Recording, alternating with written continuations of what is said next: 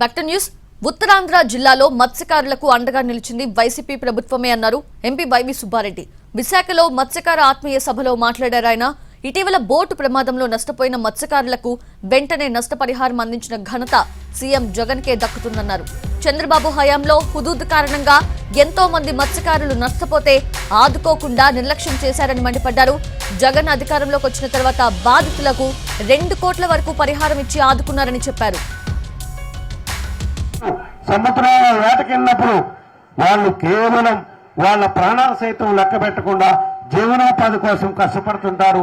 అటువంటి వాటికి ప్రమాదాలు జరిగినప్పుడు మనం దేనికైనా ఆలోచించకుండా వాళ్ళని ఆదుకోవాలి అని చెప్పి ఈ మధ్య కాలంలోనే బోట్ ప్రమాదంలో అగ్ని ప్రమాదంలో బోట్లు కాలిపోయిన యజమానులందరికీ 24 గంటల లోపల నష్టపరిహారం ఇచ్చి వాళ్ళందరినీ ఆదుకున్న చరిత్ర మన ప్రభుత్వాన్ని, మన గౌరవ ముఖ్యమంత్రి జగన్మోహన్ రెడ్డి గారిది.